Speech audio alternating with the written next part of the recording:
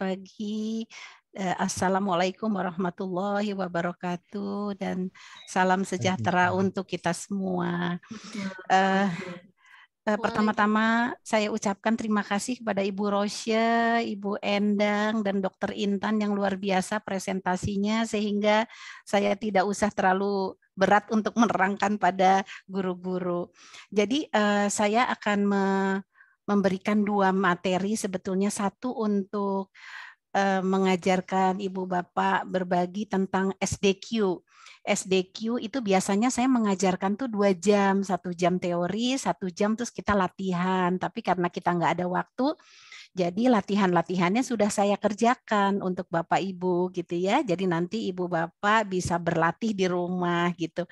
Kemudian saya juga ada teori sedikit tentang apa sih yang namanya gangguan mental emosional ya, terutama pada remaja. Ini anak remaja ini kan secara fisik dia memang sudah seperti dewasa ya, tetapi pemikirannya belum terlalu matang gitu ya. Jadi kadang-kadang dia suka bingung gitu ya. Dan anak remaja ini sangat dipengaruhi oleh lingkungannya gitu ya, karena dia ini sudah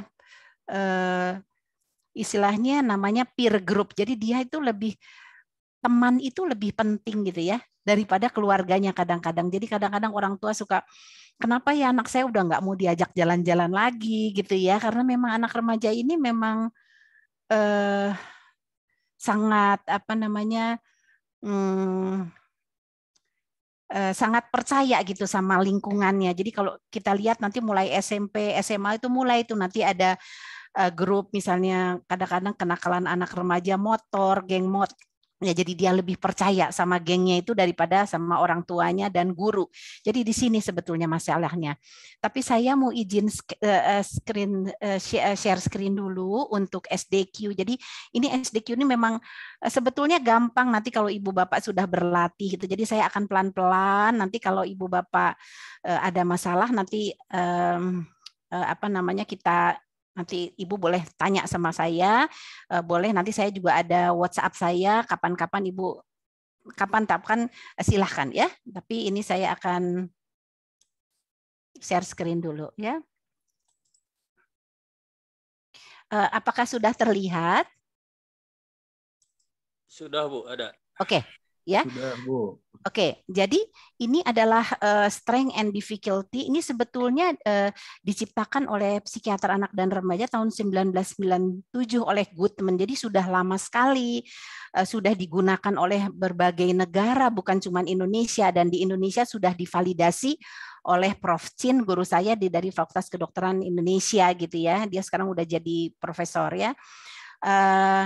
Jadi ini strength and difficulty. Jadi kalau kita lihat dari judulnya saja, strength and difficulty. Jadi maksudnya apa itu kekuatan dan masalah untuk anak-anak. Jadi kita bisa melihat apa kekuatannya dan masalah pada anak-anak itu ya. Jadi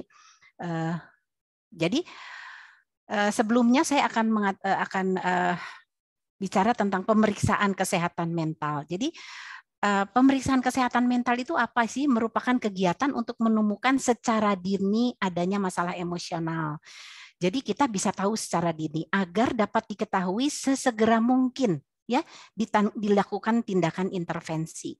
Karena biasanya pada statistik itu biasanya 10 tahun untuk terjadi masalah itu. Jadi kalau misalnya memang bisa dideteksi lebih awal lebih bagus. Nanti kalau udah 10 tahun udah jadi itu sudah agak sulit gitu ya untuk dilakukan intervensi.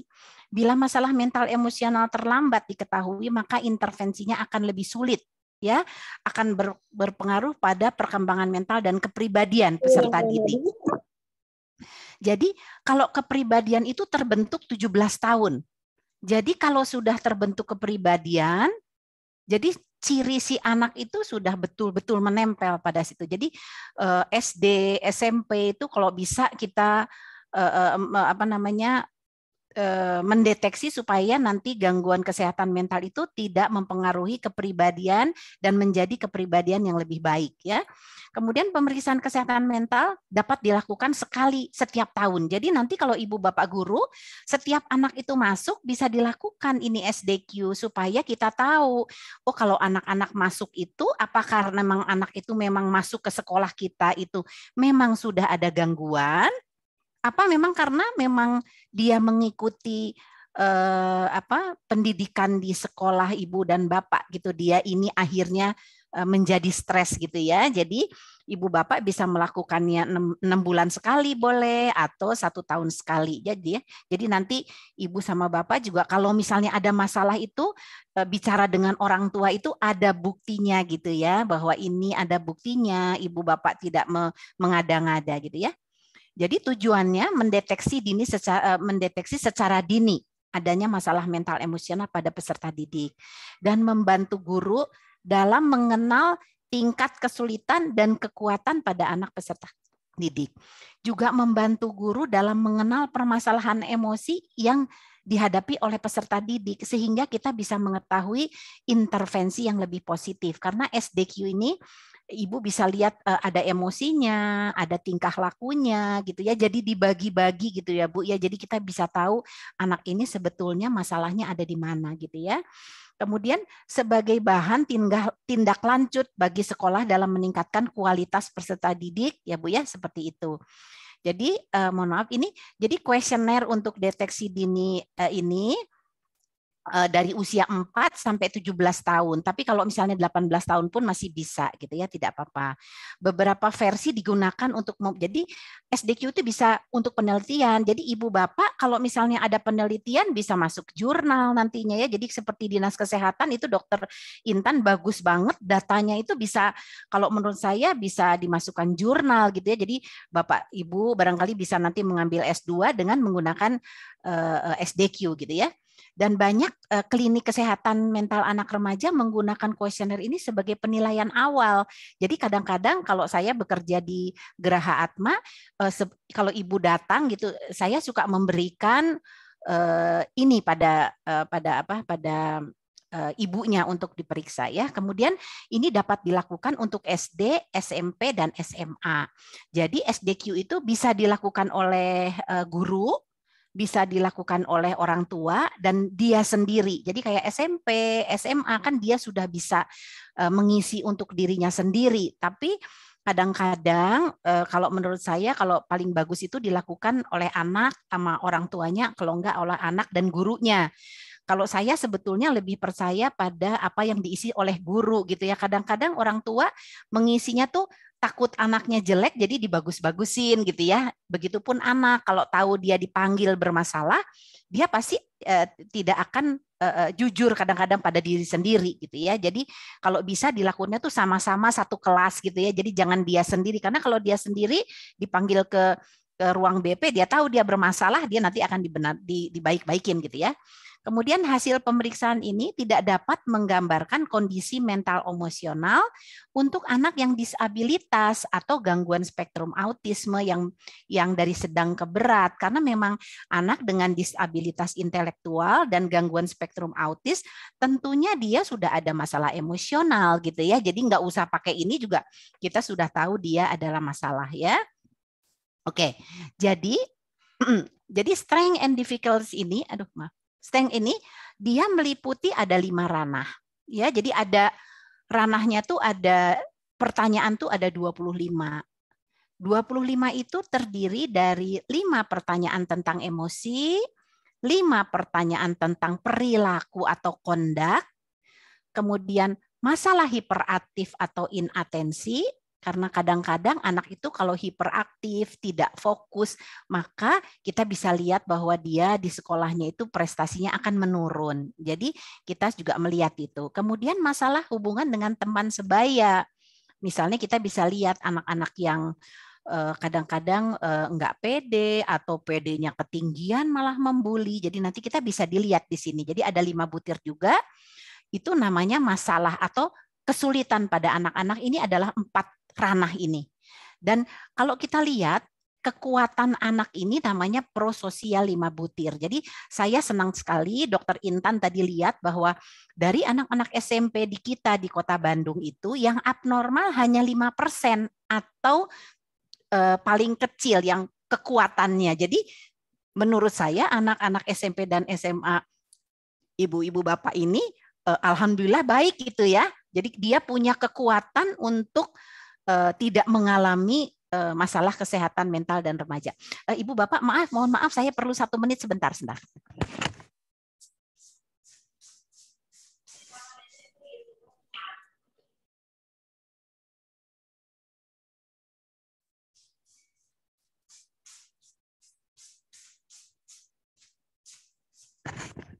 Aduh maaf saya lupa ini bawa ini ya.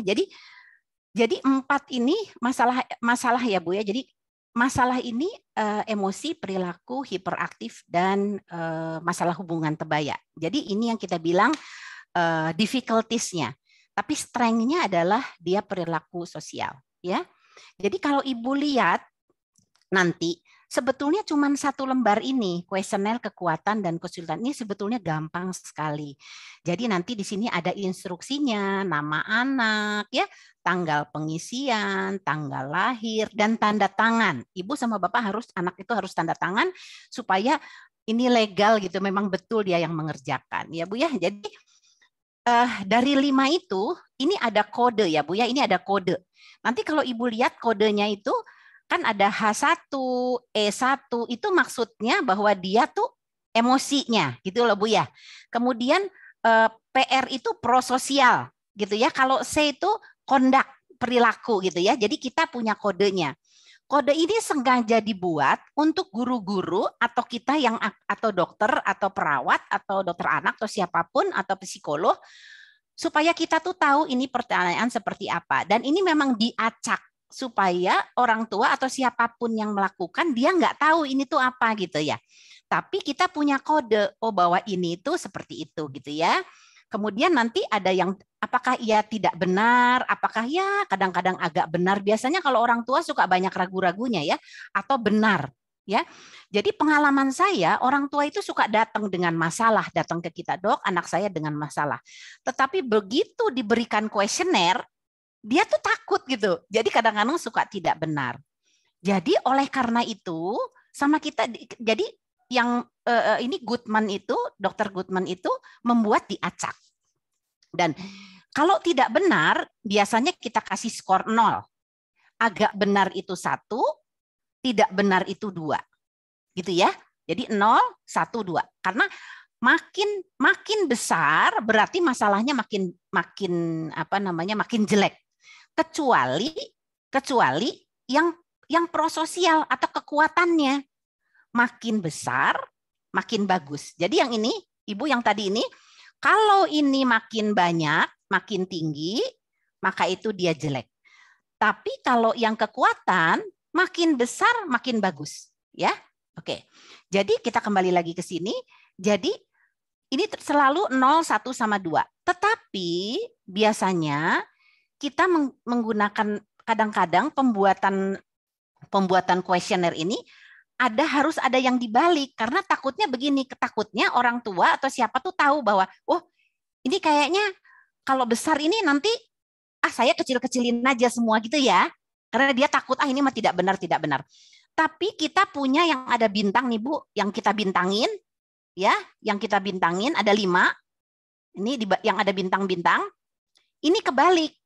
Justru yang tidak benar itu jadi 2. 2, 1, 0. Gitu ya Bu ya. Itu hanya 5 itu yang dibalik. Jadi Ibu Bapak-Bapak ini yang tidak benar ini selalu 1. Jadi yang Ibu harus ingatkan adalah ini saja yang ada bintang ini dibalik itu saja. Tapi yang di tengah itu selalu 1. Gitu ya. Jadi biar gampang ya. Jadi seperti begini Bu. Seperti gini. Hanya ada 25 pertanyaan. Seperti gini. Sebetulnya nanti Ibu pada aplikasi Aku Cerdas udah gampang tinggal dimasuk-masukin. Tetapi saya ingin guru-guru itu tahu bagaimana sih cara mengisinya, apa sih artinya supaya nanti kalau menerangkan itu Ibu Bapak akan tahu gitu ya. Jadi seperti itu ya Bu ya. Jadi ada kodenya, Bu, ya, dan ada pengisiannya. Nah, kita lihat satu-satu. Ada masalah emosi. Apa saja sih yang ditanyakan tentang emosi pakai E? Nanti ada E1, E2, E3, E4, E5, ya Bu ya.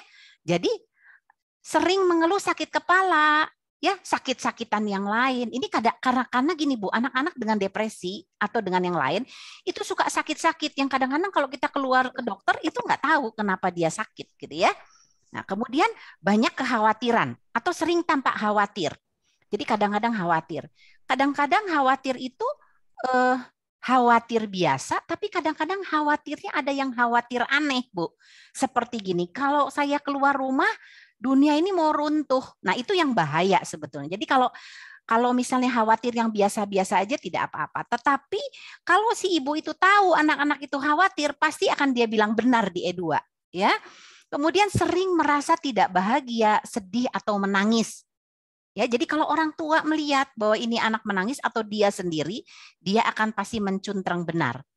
Kemudian dia gugup atau sulit berpisah dengan orang tua, ya, atau pengasuhnya pada situasi baru, atau mulai kehilangan rasa percaya diri. Ya, ini secara emosional seperti gini. Kadang-kadang orang-orang yang memang khawatir itu takut sekali kehilangan ibunya, malam-malam harus tidur sama ibunya seperti gitu ya. Kemudian banyak yang ditakuti. Pokoknya apa-apa takut. Ya, apalagi pada waktu pandemi ini, udah pasti ini emosinya pasti akan meningkat. Ya. Kemudian masalah perilaku yang ranah berikutnya. Jadi, anak sering sulit mengendalikan kemarahannya. Jadi susah sekali dianya, ya, jadi marah-marah gitu ya. Kemudian umumnya bertingkah laku baik, biasanya melakukan apa yang disuruh orang dewasa. Nah, Ibu, yang saya bold ini adalah kebalikannya itu yang tadi pakai bintang. Kan harusnya anak sulit mengendalikan kemarahannya kan. Kalau benar berarti kan jadi dua, jadi masalah ya Bu ya. Nah, kalau yang C2 ini pertanyaannya diganti bahwa umumnya berlintah laku baik. Jadi kalau yang iya itu justru nilainya jadi 0 gitu ya. Tapi nanti saya akan kasih tahu lagi ya. Kemudian sering berkelahi dengan anak-anak lain atau mengintimidasi. Ini bahaya sekali masalah perilaku ini Bu ya. Jadi kalau masalah perilaku itu kalau yang abnormal atau yang jelek itu kita bisa takutnya ini kenakalan anak remaja, ya Bu ya, narkoba, ini biasanya dari masalah perilaku, ya Bu ya. Sering berbohong atau berbuat curang nih Bu, C4 ya. Mencuri dari rumah, sekolah, dan tempat lain. Jadi ini C-nya selalu C1, C2, jadi ini pertanyaannya tuh ada 5 ya. Kemudian kita lihat masalah hiperaktif. Masalah hiperaktif ini sangat penting, terutama kalau pada anak TK atau SD itu udah kelihatan gitu ya. Anaknya tuh gelisah, nggak bisa diem ya. Jadi karena dia nggak bisa diem, dia menggoda teman-temannya. Ya, saya banyak sekali pasien dengan hiperaktif ya. Kemudian terus bergerak dan resah menggeliat-ngeliat. Jadi kayak cacing kepanasan. Jadi kalau di kelas itu kita ngomong sepertinya kayak ngeliat kita, tapi nggak bisa gitu ya. Jadi kadang-kadang kalau misalnya anak SD atau SMP dia sampai pulang itu paling akhir. Jadi orang lain belum pulang, udah pulang dia belum. Karena dia ketinggalan ya. Kemudian mudah teralih perhatiannya. Jadi kalau misalnya ada sedikit aja ada apa gitu, dia akan beralih gitu ya. Jadi mudah teralihkan. Kalau ada temennya, ada bunyi-bunyian atau segala macam itu selalu. Karena memang anak hiperaktif itu sensornya itu memang lebih tinggi daripada kita gitu ya. Jadi dia merasa jadi lebih mudah teralihkan gitu ya. Jadi anak-anak dengan hiperaktif ini tidak boleh ditaruh di pintu kelas. Jadi nanti setiap kali ada tamu dia pasti akan ngeliat gitu ya, dia nggak ngedengerin guru malah ngeliatin. Jadi anak-anak dengan ADHD kalau bisa duduk di paling depan karena dia susah sekali gitu ya. Nah ini juga yang dihitamkan ini jadi nilainya terbalik nanti ya. Sebelum melakukan sesuatu dia berpikir dahulu tentang akibatnya. Anak-anak dengan ADHD ini dia nggak pernah berpikir dengan tidak pernah berpikir dulu gitu ya kalau melakukan sesuatu. Jadi kadang-kadang kalau ada jalan, ada solokan gitu, dia nggak lihat ini ada solokan, dia langsung loncat. Jadi sering sekali terjadi kecelakaan pada anak ADHD gitu. Jadi ini harus kita selesaikan ya. Karena kalau misalnya kalau dia tidak berpikir dulu, kita takut nanti oleh teman-temannya ditawarin narkoba, dia jadi mau karena anak-anak remaja ini kan lebih percaya pada teman-temannya. Jadi kalau bisa ini diselesaikan gitu ya. Kemudian memiliki perhatian yang baik terhadap apapun dan mampu menyelesaikan tugas dan pekerjaan. Kan ini kita balik lagi gitu supaya nanti yang harusnya kan kalau anak ADHD itu tidak memiliki perhatian yang baik gitu ya. Tidak memiliki perhatian yang baik. Jadi ini dibalik gitu sebetulnya pertanyaannya ya. Jadi ini yang bagusnya gitu. Kemudian masalah dengan teman sebaya ya. Jadi cenderung menyendiri dan lebih suka bermain sendiri. Jadi pada anak-anak yang ada autisme yang spektrum yang jadi bukan yang berat, yang ringan itu dia lebih senang sendiri ya, nggak senang sama teman-temannya. Akhirnya dia jadi dibully gitu karena kelihatan aneh. Juga untuk orang-orang yang lebih skizofren atau yang lain ini bisa terlihat di sini ya. Tapi ini bukan diagnosis ya, ini ada kemungkinan ya. Kemudian mempunyai satu atau lebih teman. Tapi pertanyaan kita mempunyai ya. Jadi kalau si ibu itu tidak bilang tidak, berarti si anak itu memang punya masalah gitu karena dia nggak punya teman gitu ya. Kemudian pada umumnya disukai dengan anak-anak lain. Kadang-kadang anak dengan masalah tidak disukai oleh teman-teman yang lain gitu ya. Kemudian diganggu, dipermainkan atau diintimidasi dan diancam oleh anak yang lain. Ya, jadi dia sering dibully gitu karena dia diselibuli karena untuk teman-temannya tuh kayaknya aneh gitu. Kalau anak SMP SMA kan kalau orang yang tidak sewarna dengan gengnya, maka itu dia akan dibully gitu karena memang geng itu untuk mereka peer itu lebih penting gitu. Jadi ini kasihan kalau anak-anak dengan begini jadi nanti mudah-mudahan bisa terlihat gitu hasilnya ya. Kemudian anak lebih mudah bermain dengan orang dewasa dengan anak yang lain. Harusnya kan dia dengan teman, tapi dia senangnya dengan orang dewasa. Ini bahayanya nanti dia akan lebih dewasanya lebih cepat ya. Kemudian nanti dia kena narkoba lebih baik dan seperti itu ya. Kemudian Kemudian ini prososial. Ini sengaja saya kasih hijau karena prososial itu sesuatu yang baik dari anak ini, ya, yang harus ditingkatkan, yang harus kita tingkatkan adalah dapat mempedulikan perasaan orang lain, ya. Kemudian C2-nya kalau anak mempunyai mainan atau pensil, dia bisa berbagi dengan anak yang lain gitu ya. Dan suka menolong jika seseorang terluka. Jadi ini merupakan suatu kebiasaan-kebiasaan yang baik yang harus sebetulnya kita tanamkan ya. Jadi nanti kita di dalam kuesioner itu kita bisa lihat masalahnya dan kita bisa lihat yang baiknya. Jadi nanti kita bisa lihat yang jeleknya kita selesaikan, tapi yang bagusnya nanti kita tingkatkan gitu ya.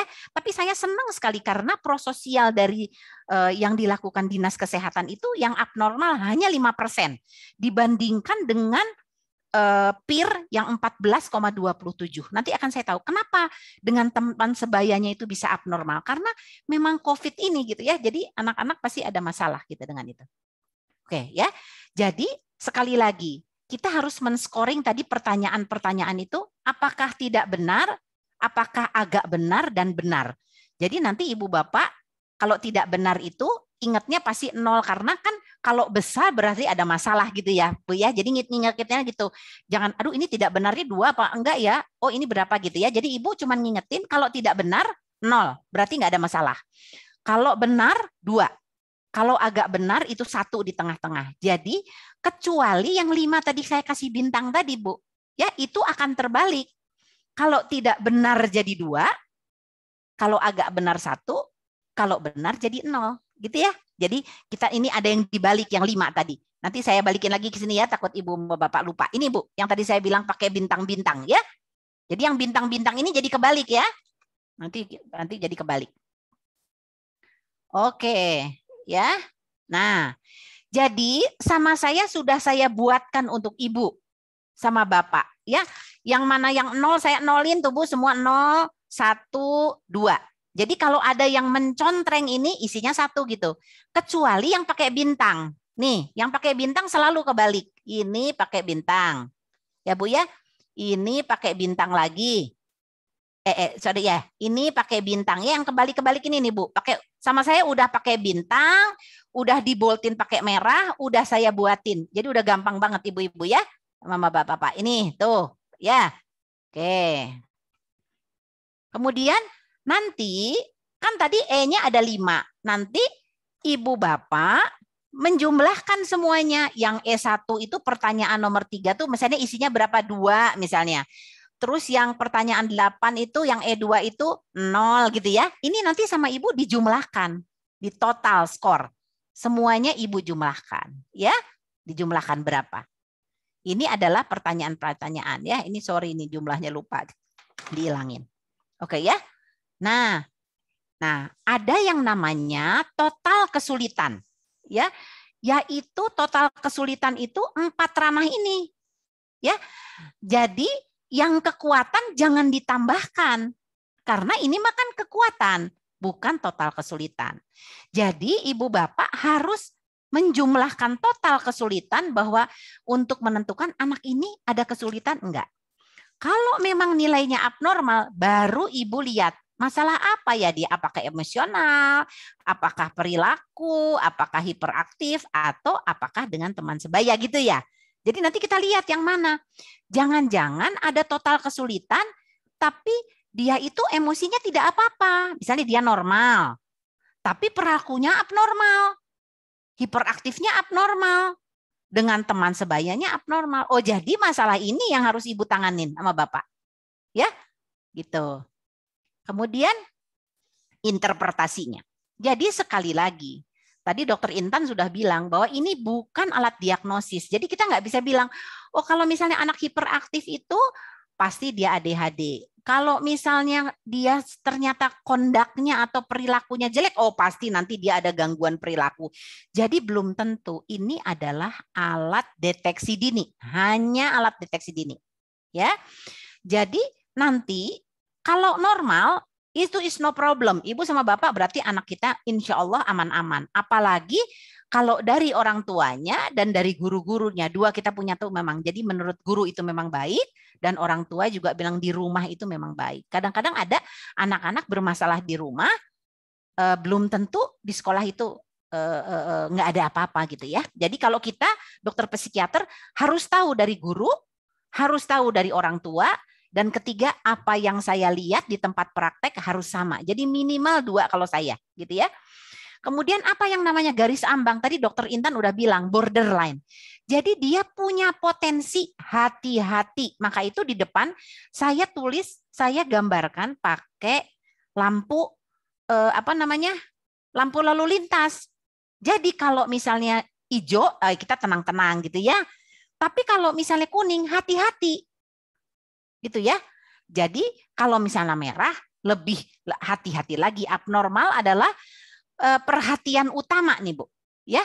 Jadi ini kalau bisa harus dilakukan pemeriksaan lanjutan. Misalnya guru dengan guru-guru BP kita panggil ya, atau kita barangkali asesmen dengan orang tuanya gitu ya. Di di UKS ya. Jadi dari guru itu guru BP biasanya yang pertama kali melakukan ini ya. Jadi nanti barangkali kalau guru BP nggak bisa, barangkali bisa dibantu dengan guru-guru yang lain gitu ya. Oke.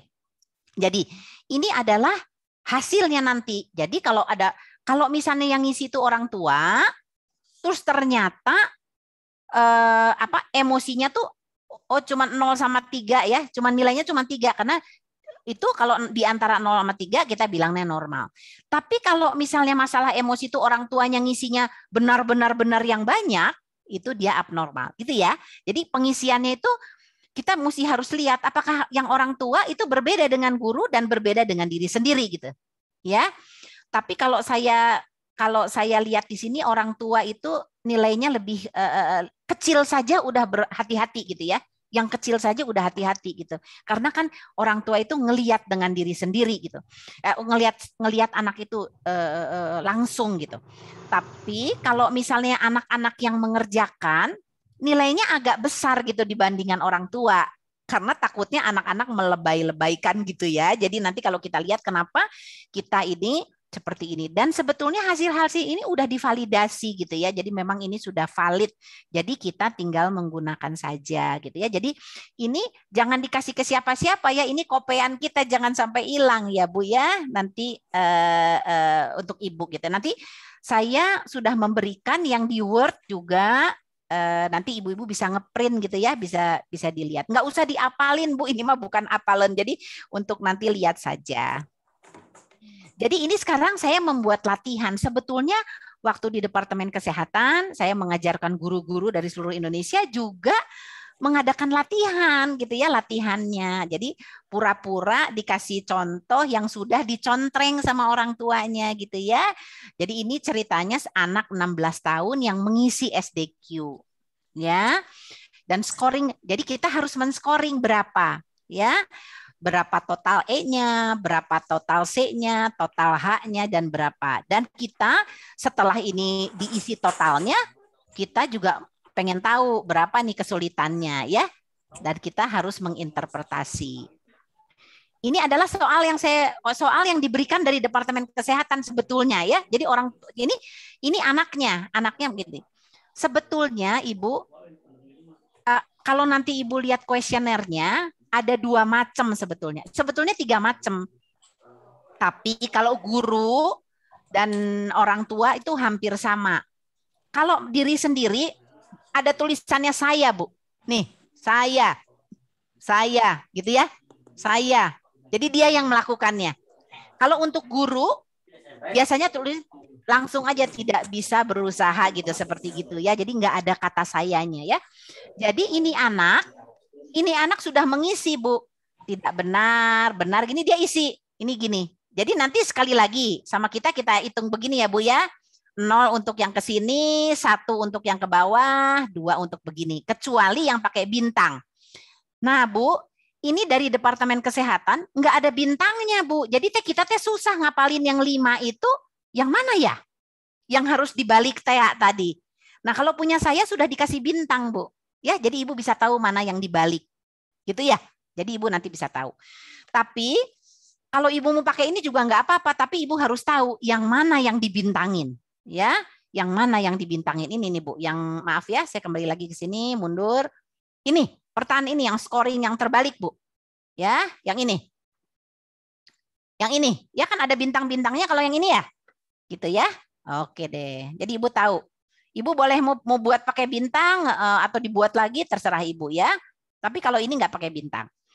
Nah, biasanya Ibu bapak-bapak itu belajar saya pandu bagaimana, ayo Bu dibuat. Dan saya paling seneng ngajarin guru-guru karena guru-guru tuh pinter cepat sekali gitu. Ya kalau yang lain suka lelet, kalau guru mah luar biasa. Biasanya suka cepat. Saya suka kasih hadiah. Siapa yang duluan saya kasih hadiah. Itu tuh ada yang cepat banget ngerjainnya ya. Gitu. Sampai ada yang juga nggak bisa ngerjain sampai pulang gitu. Jadi udah macam-macam ya. Jadi tapi ini nanti Ibu Bapak bisa dipelajari barangkali malam-malam ya. Nah, ini adalah nanti di Word Ibu Endang akan memberikan Bapak-bapak Ibu-ibu kertas yang untuk latihan. Ya, untuk latihan. Di dalam latihan ini saya bold Bu. Yang mana yang kebalik ya. Ini kan 0, 1, 2 ya Bu ya. Jadi kalau ini mah 2 ya. Depannya sini 2. Hari yang 1 mah nggak usah diapalin pasti 1 gitu ya. Nah, nanti ibu-ibu di bawah ini nih Bu, di paling bawah ini atau ditotalin. Misalnya total E-nya tuh berapa? Mulai dari E1, E1-nya berapa? Dilihat lagi ke sini, Ibu cari E1-nya ya. Nih E1-nya oh, ini tuh berapa? Dimasukin ke sini sama Ibu, misalnya 2, misalnya 0, dijumlahin sama Ibu di sini, ya. Nah, nanti total skornya berapa? Dari E total ya Bu, C total, H total sama P. Nanti kita jumlahin di sini ya. Juga presosial. Jadi sama saya sudah dipandu. Ibu tinggal ngisi aja sebetulnya ya. Biasanya ini lama juga. Ini biasanya kira-kira mereka mengerjakan kira-kira setengah jam gitu ya. Jadi kalau ibu-ibu sama bapak-bapak tidak bisa menyerap dalam 5 menit apa 10 menit itu saya mengerti sekali. Tapi ini sebetulnya gampang banget ya. Ibu bapak bisa berlatih dengan anak mungkin dulu gitu ya. Atau keponakan yang kira-kira bermasalah, Ibu buat aja sama gini. Ya, ini banyak sekali manfaatnya. Nah, ini sudah saya isi. Jadi pertanyaan yang ini, yang dia cuntreng-cuntreng tadi itu sudah saya isi buat Bapak Ibu ya, bahwa dia itu benar segini udah saya isi ya Bu ya. Dan sudah saya isi juga E totalnya tuh 8 ya Bu ya. C totalnya tuh 1, H-nya tuh 4, ini 7. Jadi skor totalnya itu semua adalah 20 gitu ya Bu ya. Prososial ada 8. Nah sekarang terus kenapa kalau misalnya kita sudah dapat hasil ini, terus apa artinya untuk kita? Nah, baru kita lihat seperti apa menggunakan chart yang ini. Menggunakan yang ini. Ya, karena dia diri sendiri yang mengerjakan, kita ngelihatnya di sini, ya. Jadi kita melihatnya yang ini. Ya, yang di bawah sini. Nah, jadi kita tinggal lihat, oh ternyata kalau E8 itu abnormal, gitu ya. Oh kalau C itu si anak itu ternyata normal, jadi si anak itu nggak ada gangguan perilaku, tidak ada. Ya. Kemudian dia juga tidak hiperaktif, tapi dia ada masalah dengan temannya sebayanya. Ya. Jadi skor totalnya juga abnormal. Jadi kalau skor total abnormal, belum tentu ranah yang lain abnormal. Gitu ya. Jadi kita petani apa ya, bahasa Jawa tuh petani. Jadi kita ngelihat lagi gitu dari abnormal itu, ya. Oh, ternyata dia tuh emosinya. Jadi gini, anak ini juga bagus ini prososial. Ini anak baik ya karena tidak ada kondaknya, perilakunya nggak ada, hiperaktifnya nggak ada. Dia juga baik. Jadi ini anak ini anteng-anteng saja gitu ya, anteng saja. Tapi dia emosinya abnormal karena dia diem aja. Ini anak depresi, sedih aja. Ya, jadi kita kelihatan nih bahwa ini anak emosi. Dan dia karena dia sedihnya dia nggak pernah mau, dia jadi bermasalah. Diam aja di sekolahnya. Digangguin sama teman-temannya di kelas. Ya, jadi kita bisa tahu nih ada kemungkinan-kemungkinannya. Jadi bisa dilihat dari situ ya bahwa dia adalah gangguan emosi. Oke. Jadi itu saja ya Ibu Bapak ya kalau yang soal yang SDQ. Jadi mudah-mudahan Ibu Bapak bisa melihat lagi nanti. Nanti sebetulnya kalau misalnya ada masalah saya bersedia loh mengajarkan Bapak, nanti tinggal minta sama Dinas Kesehatan saya akan mengajarkan lagi gitu ya. Apalagi kalau tatap muka sih paling enak, tapi udah nggak mungkin lah ya tatap muka. Oke, sekarang yang kedua, tarik napas dulu ya yang kedua. Dan saya mohon maaf sekali nanti barangkali mudah-mudahan saya bisa lebih awal karena saya mau divaksin yang ketiga sekarang di Hermina dan maksimal sampai 12. Jadi saya mesti lari-lari nih nanti dari sini saya mesti ke Hermina. Tetapi HP saya akan on. Kalau Ibu Bapak ada yang mau tanya, boleh banget. Saya senang sekali karena saya senang sekali nih ngajarin SDQ ya. Sayanya senang, tapi nggak tahu Ibu Bapak ngerti apa enggak. Tapi mudah-mudahan Bapak Ibu mengerti ya. Oke, sekarang kita share yang lain ya. Nah, ini adalah yang lebih menarik lagi adalah ini. Nah,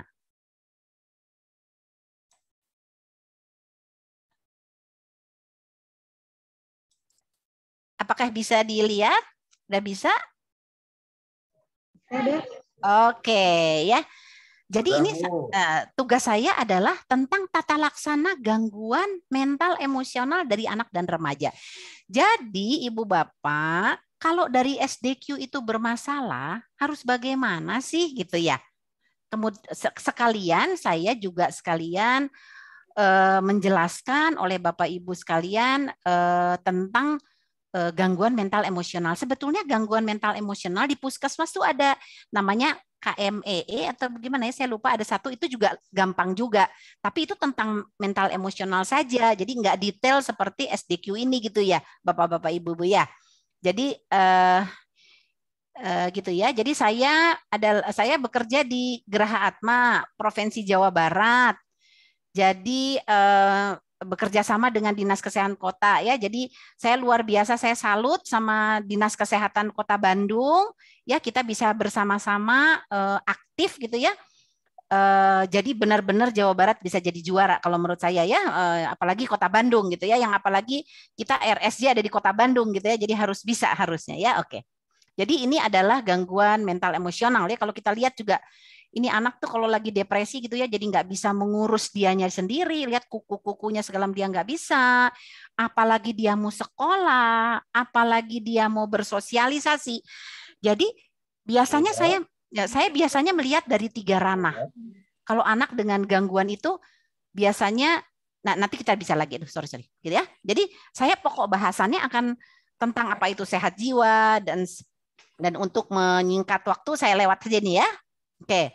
Jadi ini secara statistik bahwa anak-anak itu ada 44% sebetulnya dari populasi dunia. Jadi cukup banyak ya anak dan remaja itu ya. Dan prevalensinya menurut Riskesdas tahun 2018 itu 12%. Hampir sama dengan di dunia bahwa sekitar 10% nih sebetulnya gangguan psikiatri. Jadi 10% itu kalau dari 10 tuh anak 1 loh Pak, Ibu yang bermasalah itu dari ringan sampai berat. Ya. Jadi bisa aja ringan-ringan seperti kayak depresi ringan gitu, itu mah nggak usah diobatin sebetulnya, nggak jadi masalah, bisa sembuh dengan sendirinya. Tapi bagaimana kalau dianya itu gangguan depresinya tuh sedang atau berat yang sampai dia kemarin kayak yang S2 yang bunuh diri itu ya. Jadi itu memang sering sekali, betul Dokter Intan ya. Kemudian ada pandemik lagi Bu, ada pandemik lagi COVID-19 yang menurunkan kesehatan mental anak dan remaja. Ini di seluruh dunia research-nya memang menurunkan kesehatan. Jadi anaknya jadi nggak sehat secara mental anak dan remaja. Ya, jadi saya senang sekali Dinas Kesehatan melakukan ini gitu ya. Dan tapi hanya 20% dari anak itu yang berhubung dengan layanan kesehatan. Siapa aja layanan kesehatan? Ada psikiater anak dan remaja, ada psikolog anak, ada dokter anak juga bisa ya. Kemudian ada guru-guru yang sudah terlatih, ada perawat yang terlatih ke puskesmas. Jadi sebetulnya harusnya bisa gitu ya, harusnya bisa. Nah, kemudian diagnosis dini dan penanganan yang tepat ini dapat merubah kehidupannya. Jadi secara penelitian, anak-anak dengan gangguan kejiwaan yang ditangani sama kita itu akan merubah kehidupannya di masa yang nanti gitu ya. Dan kadang-kadang orang tua suka kadang-kadang denial itu kadang-kadang udah tahu anaknya begitu, tapi dia tidak bisa menerima gitu ya bahwa anaknya itu seperti itu gitu. Itu yang kadang-kadang masalahnya jadi lama, kadang-kadang bukan di anaknya tetapi kadang-kadang di lingkungan luar dari anak itu. Jadi ini yang kadang-kadang menjadi masalah untuk guru barangkali ya, terutama ini bingung nih mesti bagaimana. Oke, jadi ini adalah statistik yang sebenarnya saya senang sekali dengan statistik ini, bahwa 20%, kan tadi kita bilang 10, 12, ternyata ada yang bilang 20% loh, dengan remaja ya, dengan kondisi yang begini. Jadi kalau dari 10 ternyata 2 anak. Ya. Dan dari 11% itu adalah gangguan mood.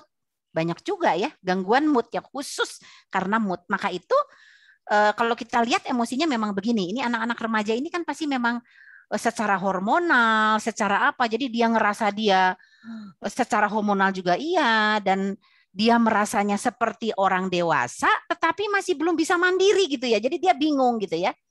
Dan 8% itu adalah dia mengalami gangguan kecemasan. Ini sebelum pandemi. Kalau sampai pandemi nanti kita lihat lagi ya. Dan 50%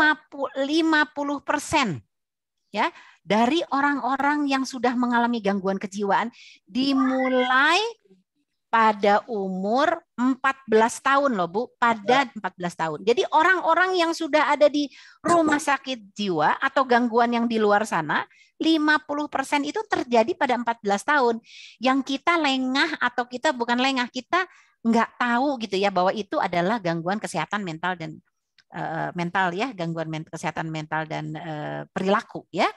Nah, dan 75% pada umur 24. Jadi pada mahasiswa yang S2 itu sebenarnya udah ketahuan itu. Yang tadi itu sebenarnya udah ada. Ya.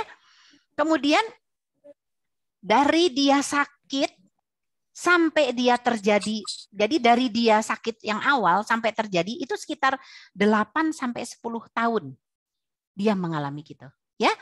Dan dari anak-anak yang sakit itu 50% itu drop out dari sekolah. Kalau yang sakit ya, misalnya dia bipolar atau dia dengan gangguan siswa, dia pasti drop out dari sekolahnya, ya.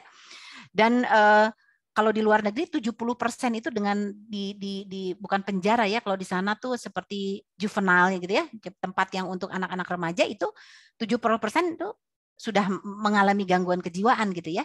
Dan pada remaja ini adalah yang kedua nih ya, leading cause ya. Kadang-kadang ada yang bilang nomor 2, ada yang 3 gitu. Jadi ini benar ya terjadi pada anak-anak ini, karena pasien-pasien saya banyak sekali gitu yang datang itu, dokter maaf ya dok gitu, saya mau ngeliatin sesuatu gitu. Kenapa? Jadi di bawah lengannya itu sudah penuh gitu ya dengan apa, luka-luka, dengan cutter, dengan peniti, dengan segala macam. Kadang-kadang di pahanya gitu. Jadi orang tuanya nggak tahu gitu ya. Nggak tahu gitu ya. Ya. Dan 90% dari orang-orang yang ingin melakukan bunuh diri atau melakukan menyakiti diri sendiri itu 90% itu sebetulnya ada underlying atau ada gangguan mental illness-nya sebetulnya yang kadang-kadang kita juga nggak tahu. Maka itu dengan SDQ itu kita berusaha untuk mencari gitu ya supaya kita bisa melakukan intervensi.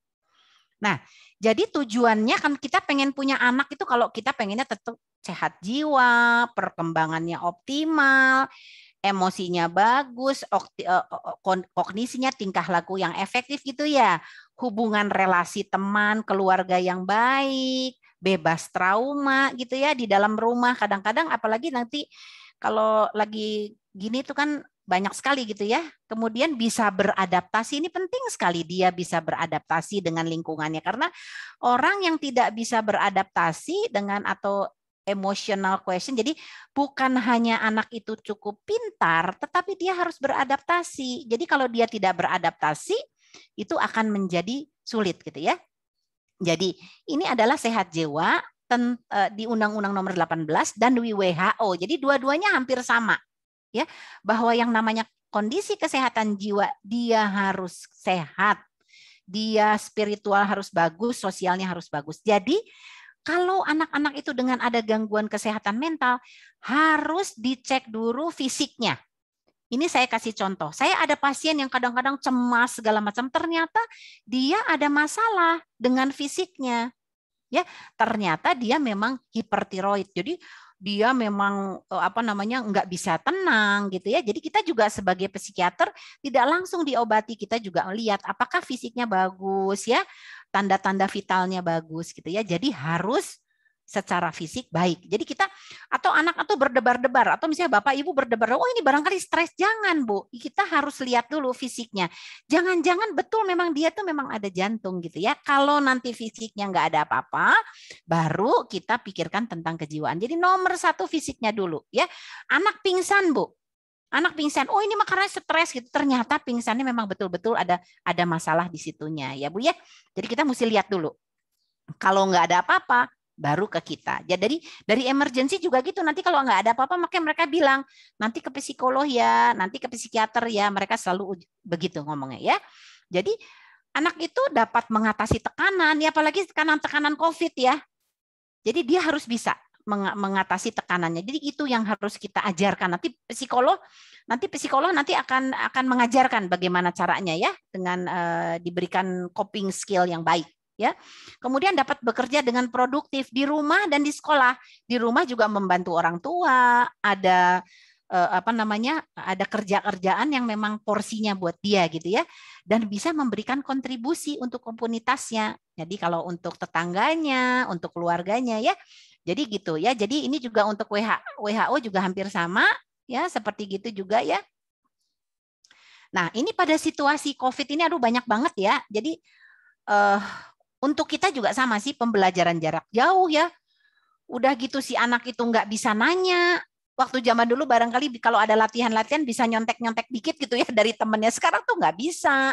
Orang tuanya juga sibuk, dianya ada di rumah sendiri. Jadi ini sangat sulit ya. Terus guru-guru juga dengan materi begini, pembelajarannya juga sangat terbatas. Jadi semua orang memang mengalami stres gitu ya. Kemudian si anak itu kesepian, nggak tahu kapan ini selesainya. Ada yang bilang setahun, ada yang bilang 2 tahun, ada yang bilang 10 tahun gitu ya. Dan pembatasan kegiatan fisik. Jadi si anak ini nggak bisa berenang lagi, nggak bisa olahraga gitu. Jadi dia stres banget gitu ya. Jadi dia merasa nggak berdaya. Maka itu banyak yang stres jadinya ya. Nah, karena dia tidak berdaya, dia nggak bisa, dia lari ke adiksi internet, dia lari ke adiksi game. Ya, ini banyak sekali. Ya sampai pasien saya tuh sampai mau mukul orang tuanya gitu ya. Kalau nggak boleh tuh sampai waduh pokoknya udah harus, sehingga harus dirawat di rumah sakit jiwa Cisarua ya. Jadi ini kami menangani beberapa pasien gitu dengan itu, dan alhamdulillah bisa jauh lebih baik gitu ya. Yang namanya juga adiksi, jadi kalau adiksi sih kita jadi tidak adiksi lagi ya, jadi tidak terlalu berlebihan ya. Kemudian kita rutinitas, jadi rutin banget gitu. Jadi rutin ini jadi harus kita rubah gitu ya. Jadi harus kita rubah dengan melakukan sesuatu ya yang kreatif di rumah. Barangkali ibu-ibu, bapak-bapak udah lebih tahu daripada saya ya. Kemudian perubahan suasana rumah. Yang dulunya tuh bisa pergi, jadi suasana rumah tuh jadi nggak seperti dulu lagi ya. Pola asuh juga nggak segitu lagi. Orang tua juga jadi stres, uangnya jadi susah. Jadi cepat sekali memukul anaknya, cepat membentak sama anak-anaknya. Jadi ini luar biasa deh kalau yang namanya COVID ini, yang namanya pandemi. Kemudian insekuritas tentang ekonomi, ya. Si orang tua tuh biasanya ngomong sama di mana itu ada, sekarang di rumah. Jadi di rumah itu jadi sesak gitu ya, orang tuanya kalau ngomong apa anaknya denger gitu ya. Kadang-kadang orang tua juga, saya kalau ngomong tuh pelan-pelan deh, tapi kenyataannya si anaknya tuh denger gitu ya. Ya, kemutukan betul Dokter Intan, kekerasan dalam rumah tangga ini semua setuju bahwa ini lebih tinggi gitu ya kekerasannya daripada sebelum COVID. Jadi ini adalah kalau kita lihat ternyata betul nggak sih? Ya betul, di luar negeri juga bilang ada cemas, ada depresi nih ya, ada nggak bisa tidur, ada jadi nggak mau sama keluarganya, ada agresif, jadi marah-marah, ngelempar barang segala macam. Jadi ini memang di seluruh dunia emang seperti begini gitu ya, yang berdampak. Nah, tantangannya nggak usah COVID saja, ini tantangannya udah banyak. Narkoba nyuntik ya. Kemudian itu anak-anak itu kan kalau misalnya anak-anak remaja itu kan biasanya dia keluar. Nah, sekarang itu dia itu Bu ya, kalau zaman sekarang tuh senengnya film-film apa sih? Film-film yang tidak boleh, yang film-film yang untuk orang dewasa dia lihat. Kalau zaman sekarang Bu, kalau kita nulis Mickey Mouse kan keluarnya kita berharap atau Mickey Mouse. Kalau sekarang Mickey Mouse itu yang keluar perempuan-perempuan udah pakai bikini Bu. Jadi susah gitu ya. Jadi sekarang tinggal pakai satu telunjuk aja bisa keluar semuanya ya. Kemudian kita lihat ini Bu ya, yang apa namanya ini Bu ya, jadi dia menyakiti diri sendiri. Jadi anak-anak yang menyakiti diri sendiri belum tentu dia ingin membunuh dirinya sendiri. Tapi dia merasa kehampaan, ini kok rasanya hidup saya itu hampa. Jadi saya harus melakukan sesuatu. Ibu bapak harus menyelami murid-murid yang merasakan kehampaan itu. Misalnya kasus-kasus orang tuanya bercerai, dia harus hidup sama neneknya gitu ya Bu ya, jauh dari orang tuanya, kadang-kadang dia nggak ekonominya tidak ada, jadi kemudian teman-temannya juga meninggalkan dia, jadi dia rasanya tidak ada semua. Jadi saya berharap kita bisa berempati pada anak-anak ini ya, jadi bisa bunuh diri, kemudian kita bisa lari ke sosial media. Kalau marah jangan ditanya, ini anak-anak pembulian ini, pada ini yang ini gambar ini bully karena memang dia bajunya juga berbeda dengan yang lain, jadi karena berbeda ya dia akan membuli gitu ya, jadi cepat sekali. Kemudian seks bebas ya, ini juga masih terjadi, tapi kadang-kadang sekarang yang saya lihat pasien-pasien lebih melakukan seks itu misalnya dengan masturbasi gitu yang berlebihan di rumahnya ya, karena dia melihat ininya ya, dia melihat apa namanya film-film ini lebih cepat ya, jadi dia ketagihan internet yang porno, kemudian dia akan melakukan seperti itu. Kemudian, nah gangguan kesehatan emosional apa saja sih yang ada pada remaja? Bisa banyak ya, dan saya bisa melihat dari SDQ itu dengan nanti assessment saya bisa lihat. Jadi kita bisa lihat apakah dia disabilitas intelektual. Jadi ibu bapak kadang-kadang sebetulnya kalau disabilitas intelektual tuh SD saja sebetulnya sudah tidak bisa lewat gitu ya, tidak bisa melanjutkan SMP. Tapi kadang-kadang ada orang tua itu yang tidak bisa menerima anaknya itu dengan disabilitas intelektual. Jadi kadang-kadang menyogok, kadang-kadang dibuatin PR-nya semua. Apalagi kalau sekarang kan nggak bisa kelihatan kalau orang tua yang mengerjakan ya. Jadi bisa lewat nih Bapak Ibu. Jadi ternyata pasien-pasien saya banyak gitu. Dia jadi frustrasi. Kadang-kadang dia sampai stres di tempat praktek saya, sampai kejang karena dia nggak mau sekolah karena memang nggak bisa. Jadi orang tuanya berpisah, si ibunya tuh ingin anaknya tuh mendapat sekolah yang bagus gitu. Jadi ditaruh di sekolah yang bagus banget gitu. Yang memang untuk anak-anak berprestasi gitu. Jadi bisa kebayang ya, dia membaca aja udah susah gitu. Dan dia sekarang SMP kelas 3. Jadi aduh, orang tuanya betul-betul kadang-kadang gitu ya. Kemudian gangguan spektrum autis. Gangguan spektrum autis itu dari ringan sampai berat. Jadi kalau ringan-ringan aja bisa terjadi, dia bisa SMP. Kadang-kadang anak autis tuh pinter banget loh. Jadi karena pinternya itu menutupi kekurangannya dia. Jadi kita kadang-kadang kita nggak bisa tahu kalau dia tuh gangguan spektrum autisme ya. Kemudian gangguan makan nih sekarang. Anak-anak itu ngelihat gadget, ngelihat segala macam tuh kan kayaknya langsing gitu. Jadi yang dilihat tuh yang bagus-bagus gitu ya. Yang pada kenyataannya tuh enggak gitu ya. Jadi dia juga jadi stres ya. Jadi akhirnya jadi pelariannya tuh ke adiksi internet atau gadget gitu ya. Kemudian dia akan cemas ya, kemudian akan kadang-kadang saking cemasnya dia wudhu berkali-kali, misalnya mohon maaf ya ini saya karena saya muslim jadi saya memberikan contoh itu, kemudian sholat berkali-kali gitu ya, dia nggak yakin, tutup pintu rumah karena dia ketakutan ada yang masuk ya, dan dia juga bisa depresi, menyakiti diri sendiri, bisa bunuh diri, atau gangguan pemusatan perhatian dan hiperaktif, atau kita mengenalnya dengan ADHD, jadi Attention Deficit and Hyperactive Disorder. Sebetulnya bahasa Indonesia sudah ada. Kemudian gangguan perilaku itu bisa gangguan perilaku yang menentang dan memang gangguan perilaku yang murni. Kalau gangguan perilaku yang murni seperti mencuri, kejahatan-kejahatan, kriminal-kriminal pada kecil ya. Kemudian kelihatannya itu waktu kecil tuh kalau kucing tuh sama binatang itu sadis banget ya. Kadang-kadang pasien saya ada, dokter kucing saya di rumah ekornya diputer-puter terus kayak lasso terus dilempar. Kadang-kadang dok iya punten putra abdi teh sok ngaduruk ekor kucing kata gitu. Jadi suka jadi aneh-aneh gitu nih anak-anak nih kadang-kadang ya. Kemudian penyalahgunaan zat ini penyalahgunaan. Jadi anak itu memang harus dimonitor ibu-ibu bapak sekalian. Kalau anak remaja ini kita tidak bisa monitornya juga jangan yang overprotective, yang kita tarik ulur gitu ya. Karena kalau enggak nanti dengan lingkungan itu akan diambil ini anak gitu ya. Jadi ini sebetulnya orang-orang yang menjual narkoba ini mencari gitu kan ya, mencari mangsanya. Nah, mangsanya itu anak-anak yang kita kadang-kadang lengah dipelihara, lengah untuk memperhatikan dan seperti gitu ya. Kemudian juga ada gangguan afektif bipolar. Ini gambarnya gangguan afektif bipolar seperti orang ini nih. Jadi kadang-kadang seneng banget ya, kadang-kadang sedih banget gitu. Atau marah-marah gitu ya, ini gangguan afektif. Kemudian ini psikotik atau schizofren itu dia mendengar suara-suara yang orang lain tidak mendengar gitu. Misalnya jadi dia berbicara sendiri seperti kayak gitu ya. Jadi schizofren ini adalah gangguan kesehatan mental yang berat ya. Jadi ini mudah-mudahan anak-anak kita semua sehat, nggak akan terjadi seperti ini ya. Nah, gejalanya seperti apa sih?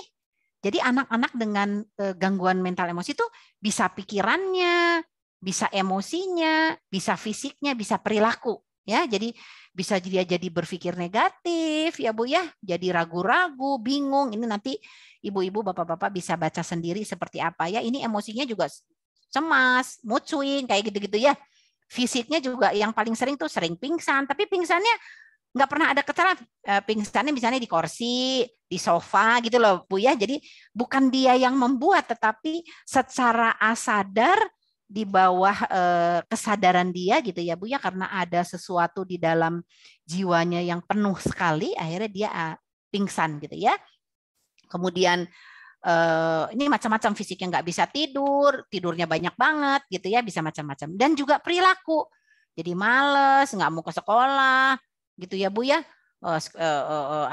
termasuk menyakiti diri sendiri itu ya, seperti kayak gitu perilakunya ya. Jadi ini biasanya gangguan kesehatan jiwa ini mengenai 4 ranah ini. Jadi 4 ranah ini tolong kita pikirkan ya. Oke. Jadi sebetulnya betul Dr. Intan di UKS itu sudah ada sebetulnya ya, bahwa tentang promosi, intervensi, preventif dan merujuk. Ini sudah ada nih, udah tahun 2014 sebetulnya dari Depkes ya.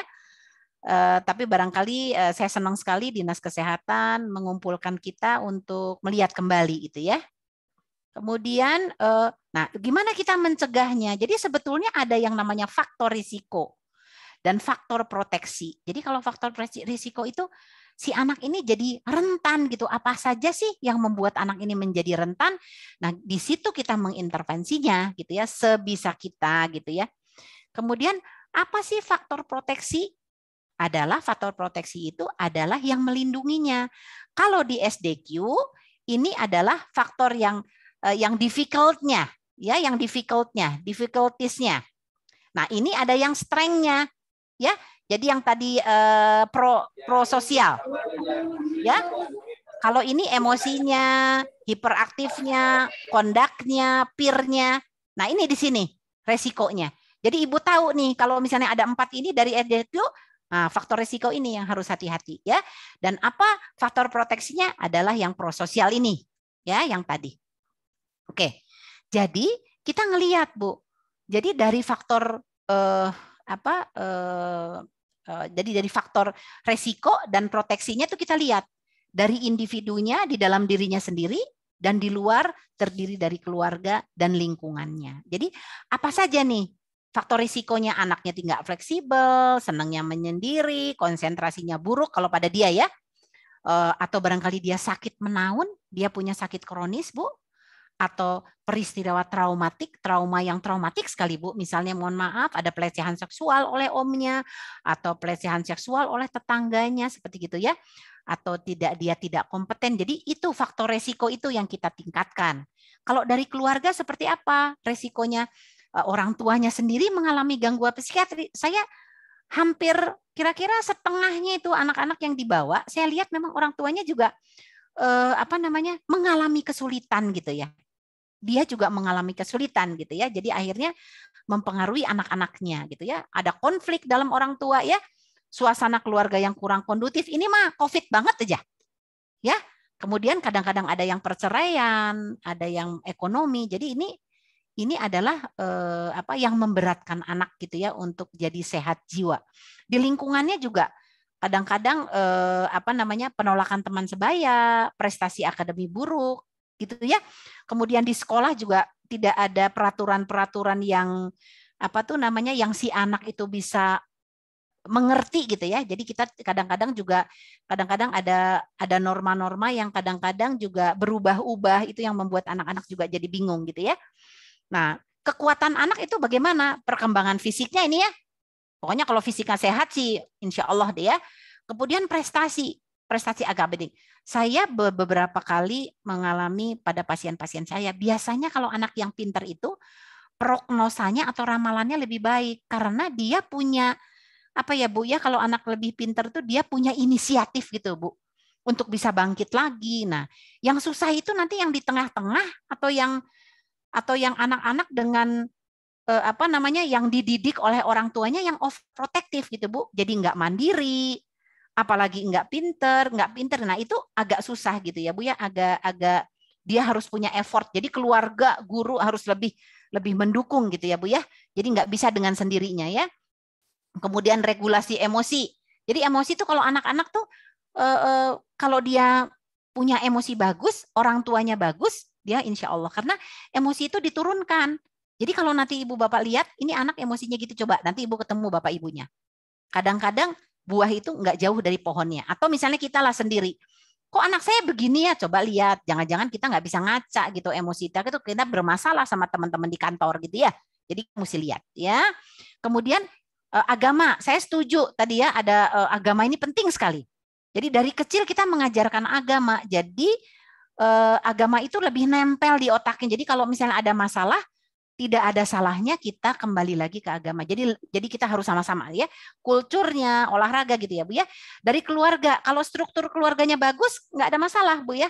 Pengasuhannya jelas, peraturannya konsisten di rumah. Kadang-kadang ya yang buat anak jadi kadang-kadang jadi bingung itu karena peraturannya juga di rumah itu tidak konsisten. Ya, ibu sama bapak, yang satu ibu ke sana, yang satu ke sana itu lebih susah lagi. Apalagi sekarang yang orang tuanya di rumah nggak kemana-mana. Jadi udah aja konflik terus ya. Kemudian ekspektasinya tuh jelas. Jadi orang tua tuh jelas, saya mengharapkan kamu sekian. Jadi tidak terlalu tinggi, ya, dan tidak terlalu mengawang-awang. Jadi si anak itu pasti jelas, ekspektasinya jelas. Sama dengan kalau kepala sekolah atau bos kita punya ekspektasi yang jelas, kan kita jadi lebih gampang gitu ya melaksanakannya. Begitu juga pada anak-anak, ya. Ini juga untuk lingkungan sekolah, guru-guru sekolah yang mendukung, apalagi sekarang gitu ya. Kadang-kadang guru-guru tuh ada yang baik sekali, mengerti kalau ngelihat anaknya tuh mukanya sudah segitu, ada empati, dia bisa lihat. Kalau dia tahu anak-anaknya memberikan nomor teleponnya, nak, kalau ada apa-apa kamu telepon ibu ya, telepon bapak ya, gitu. Jadi si anak itu insya Allah nggak akan bunuh diri karena dia tahu bahwa oh ada guru saya di sekolah ini yang mendukung saya gitu ya. Jadi dia tidak merasa sendiri. Kemudian diskriminasi. Ya, juga kadang-kadang di sekolah tuh kadang-kadang ini ada anak kesayangan, ada anak yang gitu-gitu ya. Jadi si anak-anak itu kadang-kadang suka bisa lebih peka gitu ya. Ini adalah itunya. Jadi ini adalah dari setelah nanti SDQ itu keluar, hasilnya ini ada ini barangkali nanti lebih dijelaskan oleh psikolog. Apa yang bisa dilakukan? Ya, kalau ada gangguan emosi bisa pakai di guide, kita pakai grup yang mengguidein grup ya. Kalau ada conduct problem, ini paling susah sebetulnya pakai anger management, conflict resolution skill. Ini biasanya orang-orang psikolog nih keren-keren, jago-jago nih ya. Terus hiperaktif, kalau anak hiperaktif harus bagaimana? Kalau peer problem harus gimana? Social behavior harus bagaimana? Jadi kalau psikiater anak dan remaja, kita memang pendekatannya memakai pengobatan gitu ya. Jadi yang paling bagus adalah psikolog, psikiater berdampingan. Jadi di tempat praktek saya juga saya selalu bersahabat dengan psikolog karena ada yang saya tidak bisa kerjakan, psikolog mengerjakan. Ada yang psikolog tidak mengerjakan, saya pekerjakan. Jadi kita harus melakukannya bersama-sama. Oke. Jadi terapinya kalau pada kita adalah kita konseling ya. Psikoterapi itu mengubah pikiran atau persepsi anak yang salah menjadi betul ya, atau yang bisa diterima lah, bukan betul atau salah tapi bisa diterima. Kadang-kadang ada terapi okupasi ya pada anak-anak ADHD, terapi belajar, terapi wicara ya pada SD nih sebetulnya, atau terapi keluarga, olahraga gitu ya, makanan bergizi, istirahat. Istirahat itu enggak mungkin fisik dan mental bagus kalau istirahat tidak cukup. Biasanya kalau anak-anak datang ke saya, pasti orang tua bilang gini, dok anak saya nggak bisa tidur. Dok anak saya kalau tidur terbalik. Siangnya tidur, malamnya melek. Ya, kebayang nggak? Kalau tidur terbalik, orang tuanya tidur malam, dianya melek. Jadi dia bisa browsing itu yang namanya internet, mau macam-macam masuk kotaknya. Ya, jadi ini harus hati-hati. Terus kita mindfulness. Mindfulness itu kita salah satunya adalah melakukan sesuatu itu satu-satu, tenang dimasukin ke otaknya gitu ya, satu-satu, dan menerima apa adanya. Kita juga memberikan vitamin, ya omega 3 ini banyak banget nih dijual nih Bu, bagus banget untuk depresi. Jadi kalau udah nggak mau minum obat, makan omega 3 ya. Kemudian nanti kita kalau depresi kita kasih antidepresi, kalau cemas kita kasih cemas, kalau ada antipsikotik yang suka bicara sendiri kita kasih gitu. Kalau misalnya nanti ADHD kita kasih metilfenidat namanya, kita kasih nanti kalau lagi belajar dia bisa ngelihat, bisa fokus gitu ya.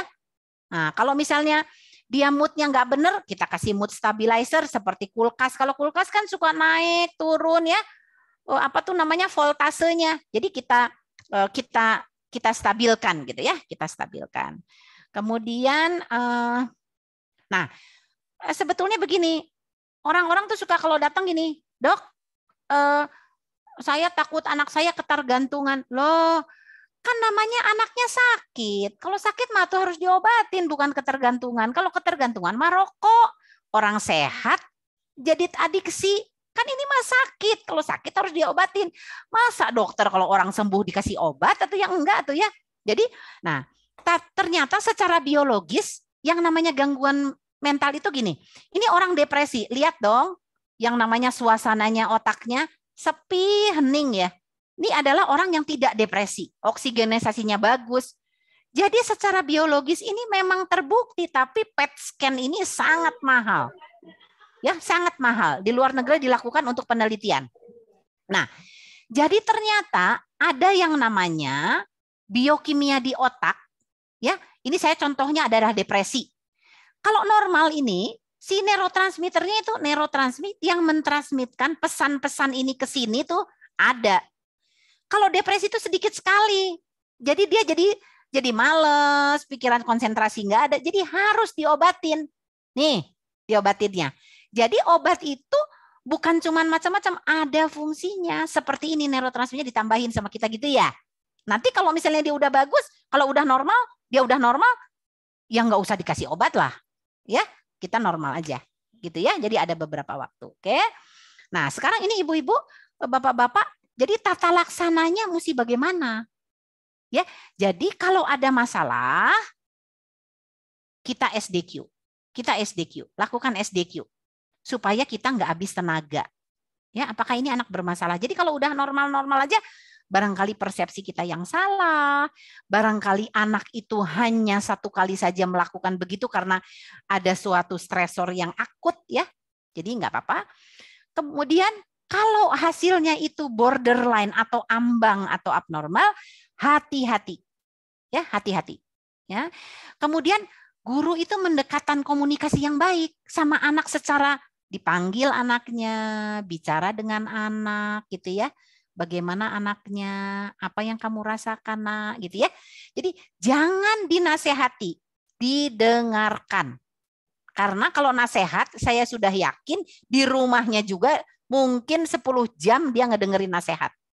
Jadi didengarkan ya. Jadi didengarkan aja dulu. Karena kalau kita menasehati kita nggak dapat informasi. Tapi kalau kita dengarkan kita dapat informasi yang banyak. Jadi kalau guru BP kalau bisa menurut saya yang bisa mendengarkan. Jangan yang cerewet. Karena kalau cerewet kayak saya gini nanti ngasihnya nanti malah dikasih nasihat. Bosan itu si anak ya. Jadi tolong didengarkan ya.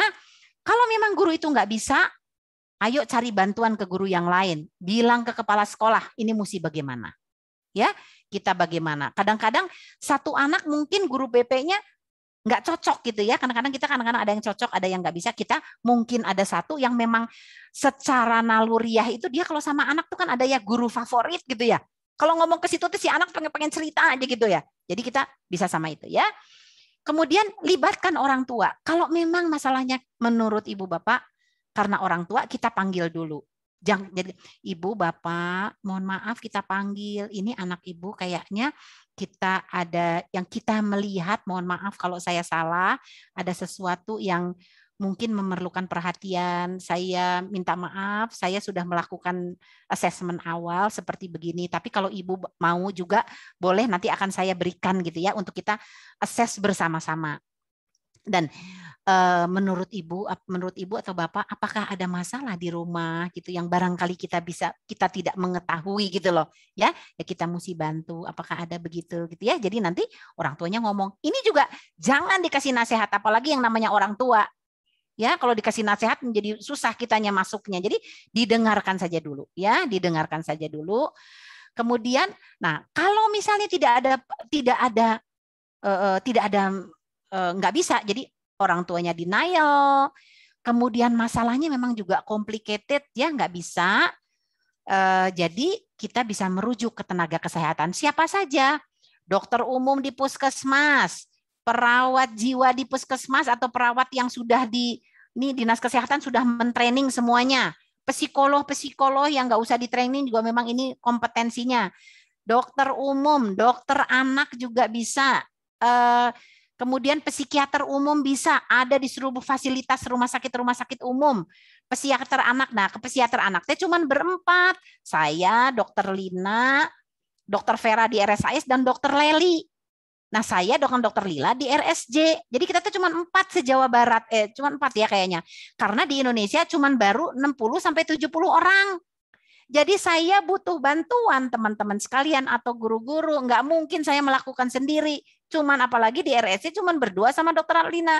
Ya, jadi sebetulnya ini kenapa kita penapisan kita gitu, karena mudah-mudahan nanti yang berat-berat aja gitu yang datang ke saya gitu ya. Mudah-mudahan bisa diselesaikan oleh teman-teman semua. Nah sekarang sebetulnya gangguan kesehatan mental itu disebabkan oleh apa sih? Ini ada 3 faktor. Jadi tidak mungkin kalau cuma satu. Misalnya dia punya turunan. Misalnya karena ini nih, ada genetik. Kalau genetik aja dia nggak mungkin gitu. Dia harus pasti ada tentang kepribadiannya dan tentang lingkungannya. Apalagi anak remaja yang sangat dipengaruhi oleh social environment-nya. Ya, jadi kalau biologi ada komorbidnya, dia mungkin ada sakit menaun atau sakit-sakit yang lain ya, atau misalnya memang ada neurotransmitter ini ya yang harus kita obatin gitu ya, atau tentang psikologinya anak, rasa percaya diri, attitude. Nah, maka itu saya senang sekali kita mengundang psikolog, ini yang diperkuat, psikologinya ini yang dikuat ya untuk psikologi. Jadi nanti kita bagi-bagi tugasnya. Saya yang ini biologi, kalau kita ngurusin diobatin, ini psikologi juga ngerjain yang ini atau kita sama-sama, dan social environment ini sekolah, rumah, ini kita juga bersama-sama. Tapi yang bagian ini terutama ini saya susah nih menjangkaunya karena di luar saya juga nggak bisa ikut mereka pulang ke rumah gitu ya. Jadi nanti tolong dilakukan gitu ya. Nah, kemudian jadi bagaimana nih supaya ini adalah barangkali sedikit yang bisa membantu ibu-ibu bapak sekalian. Apa sih yang kita bisa meningkatkan kesehatan jiwa? Jadi yang satu adalah menciptakan rasa memiliki. Kita tuh rasa memiliki jadi sesama. Jadi saya saya tuh menciptakan rasa memiliki gitu ya. Jadi saya memiliki punya murid. Jadi rasa memiliki, jadi si anak itu nggak ngerasa sendirian gitu ya, apalagi kalau sekarang daring gini ya, jadi kayaknya guru atau teman-teman, jadi kita harus saling merasa memiliki gitu ya. Kemudian kita mempromosikan resiliensi. Resiliensi itu seperti kayak daya tahan tubuh secara fisik, tapi ini secara mental. Untuk kalau dia ada tantangan-tantangan itu bagaimana sih caranya ya, dengan untuk meningkatkan percaya diri seperti gitu ya. Jadi ini nanti bisa diajarkan oleh psikolog, tapi ini kalau misalnya ada harus khusus kayaknya gini ya, harus khusus lagi gini ya, berjam-jam untuk resiliensi ya. Kemudian meningkatkan kompetensi. Si anak ini diberikan kompetensi untuk dapat mempertahankan dirinya dari faktor-faktor di luar ya, atau bagaimana caranya. Jadi kita harus melakukan pelatihan-pelatihan seperti memecahkan masalah, bagaimana prioritas yang harus dilakukan. Ini kita juga sering nih kadang-kadang kalau orang dewasa juga yang mana yang penting, yang mana yang enggak, jadi nggak bisa ya. Kemudian coping skill-nya, bagaimana kalau teman menawarkan narkoba, bagaimana kalau teman mengajarkan disuruh ngelihat film-film porno seperti itu, bagaimana caranya, bagaimana kita nanti kan di situ ada bullying ya, kemudian ada yang namanya mereka itu ada saya pasien itu gini, mereka itu anak-anak itu pakai video call, mereka itu sama-sama melucuti bajunya gitu. Oh saya mau ngeliatin, ayo kita pacaran lewat daring, jadi diliatin alat kelaminnya gitu loh ya. Jadi ini bahaya sekali. Jadi bagaimana dia bisa dia berkompeten untuk itu ya. Jadi dia tahu mana yang harus dilakukan sama dia ya. Jadi nah ini kalau soal kompetensi, kalau saya lihat paling bagus itu sebetulnya kita melakukan pelatihan itu melibatkan wakil dari anak-anak itu gitu ya. Anak-anak misalnya wakil dari karena gini, kalau misalnya anak itu lebih mendengarkan temannya gitu. Jadi kalau bisa ada satu sesi di mana temannya itu yang bicara gitu. Ya, jadi jangan guru terus gitu, nanti dia bosen. Jadi kalau bisa kita melibatkan. Karena kemarin waktu pertemuan kemarin tuh sangat bagus wakil dari mereka. Jadi kita bisa tahu masalah di antara mereka. Jadi kalau menurut saya kita harus punya wakil dari mereka gitu ya, wakil-wakil dari anak-anak yang terbaik itu untuk dijadikan contoh untuk teman-teman yang lain gitu ya. Kemudian kita juga harus bisa memastikan lingkungan sekolah yang aman, yang positif karena kita daring. Jadi memastikan bahwa proses pembelajaran daring itu proses yang aman ya. Jadi tidak ada pembulian, kita tidak bicara tentang kritik-kritik yang seperti itu kita jauhkan gitu ya. Jadi kita juga harus lihat gitu ya situasinya. Nanti kita juga ngelihat anak-anak yang bakal berpotensi mendol. Jadi membuli temannya. Jadi kita memastikan bahwa itu akan positif ya. Kemudian mengajarkan tingkah laku yang positif dan mengambil keputusan ya. Jadi guru itu sangat dilihat oleh anak-anak. Kadang-kadang kita marah sama atau kita orang tua lah, kadang-kadang kita marah sama anak tapi kita teh sebetulnya tingkah laku kita teh tidak positif gitu ya. Kadang-kadang kita itu marah-marah, kadang-kadang kita tuh sering menggosip, kadang-kadang kita sering berkomentar yang tidak baik pada orang yang si anak itu mendengarkan sebetulnya. Jadi susah gitu ya kalau kita gitu. Jadi kita harus mengajarkan tingkah laku yang positif. Kemudian mendorong membantu sesama. Ini sangat penting, Bu, dengan membantu. Karena kalau kita mengajarkan membantu sesama, dia merasa anak itu bahwa saya punya kemampuan. Oh, ada anak-anak yang lain yang lebih kurang daripada saya. Ya, misalnya kita barangkali mengadakan suatu misalnya ibu sama bapak di rumah, barangkali ini mohon maaf saya memakai kita setiap hari Jumat kita buat makanan di rumah sama-sama, membagi sesama gitu ya, orang-orang yang membutuhkan hari Jumat atau ke panti asuhan, kayak gitu. Karena nanti si anak jadi merasa punya kompeten gitu ya Bu ya, untuk percaya lebih baik gitu ya. Kemudian mendorong menjaga kesehatan fisik Bu, 30 menit per hari. 30 menit per hari itu harus istilahnya ada keringetnya lah, mau ngepel, mau lari-lari di tempat pakai spintrong, mau pakai sepeda sekeliling rumah, pokoknya 30 menit sehari itu yang dianjurkan. Kemudian, memastikan bahwa akses di sekolah itu ada. Jadi kita tuh tahu bahwa oh guru ini kalau telepon kita, kalau misalnya kita dia WhatsApp atau kita bagaimana, kita akan ditanggapi gitu di UKS sekolah. Begitu juga pelayanan kesehatan jiwa yang terpadu. Tadi Dokter Intan sudah bicara kemana saja kita, jadi UKS dulu, nanti puskesmas, kemudian nanti baru rumah sakit gitu ya, jadi ada jalur-jalurnya. Kemudian ini kalau misalnya anak itu lagi stressful, ini yang harus kita perhatikan adalah listen, comfort, dan reassure. Ini sebetulnya nanti di buku yang akan diedarkan oleh sini ada yang dibilangnya dekap. Dekap itu dengar, mendengar, mengempati, ayo kita kerjakan sesuatu buat dia, dan kita pertahankan hal-hal yang baru ya. Jadi ini adalah dari UNICEF, kayaknya lebih kulturnya berbeda, tapi kalau kata saya lebih setuju dengan dekap gitu ya, dengan dengar, lihat, perhatikan kebutuhannya. Jadi kalau anak datang ke kita tuh kita mesti selain mendengar, ibu melihat kok bajunya begini ya, kok tangannya nggak digunting ya, kok matanya kelihatannya kayak nggak tidur ya, gitu loh. Jadi mesti dilihat semuanya ya dengan panca indera kita. Kemudian kita harus meluangkan waktu, jangan dia menghadap kita atau misalnya dia gitu kita sambil melakukan apa-apa, ini paling tidak boleh dilakukan ya. Jadi kalau harus melakukan pekerjaan itu satu-satu karena si anak bisa melihat kalau kita nggak memperhatikan dia ya.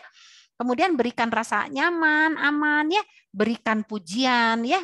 Apapun yang ada aduh Bapak senang sekali loh kamu mau datang ke Bapak terima kasih sekali gitu ya, Bapak tersanjung banget kamu mau datang ke sini, misalnya seperti kayak gitu ya.